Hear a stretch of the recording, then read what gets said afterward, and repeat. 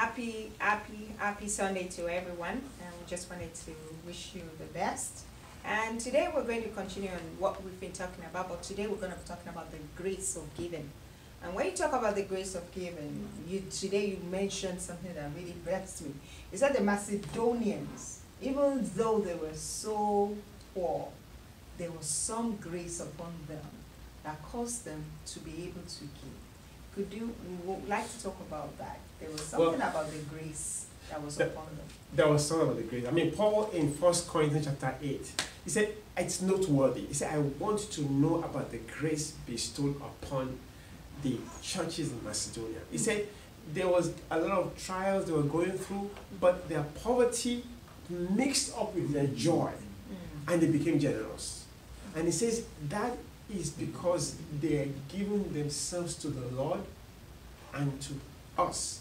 And so he said, therefore I want you to emulate this. He said, you confidence, I know you have the grace on your teaching and faith and living and utterance, but I want you to excel in the grace of giving.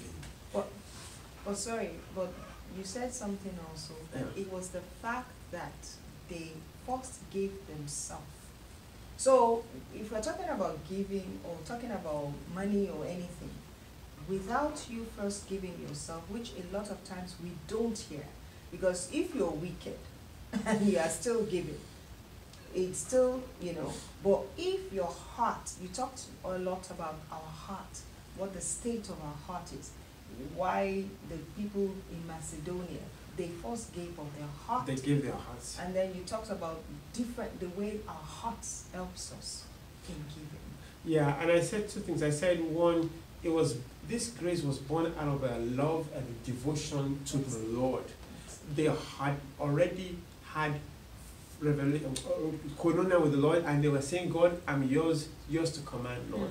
Your heart, whatever I have is yours. Myself, my energy, my body, my strength, my time, my money is yours. So they could now give because they all had a loving relationship going with the Lord. That is the foundation.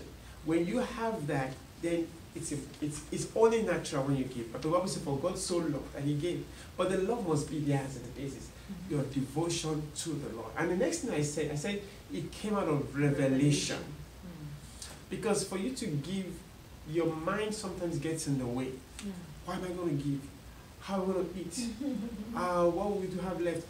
Oh, this is a sense of loss. We're throwing money. So, but when it's a revelation, then you know that it comes from the foundational truths. Like in Acts 20:35, it is more blessed to give than to receive. And also the fact that Genesis 8:22, seed time and harvest shall never cease. That as you're giving to the things of the kingdom, know that there's going to be a return.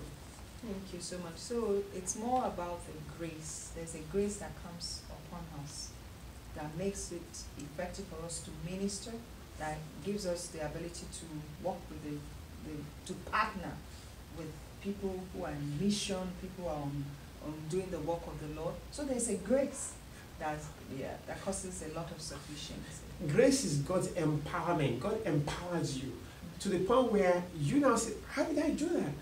I was given this much and I kept giving. So it surprises you that it had to be the power of God enabling you to continue in the giving. And when you look at the people that gave in Luke chapter 8 verse 1, the Bible says there were people that followed Jesus, but there were Susanna and Joanna, they were partners and they ministered to the Lord Jesus out of their own substance. So the gospel has to be supported. And for everyone who makes up their mind to be involved in giving for the work of the gospel, God says, I will make sure the grace comes upon you that will help you to continue to give. Okay, so that wraps up what we have for today. But please listen to the full message. It's already in it's in Rejoice Christian Center Facebook workbook. So you can hear the full sermon because we're just giving you a clips of what we heard today. And we look forward to seeing you again next week. Have a blessed week.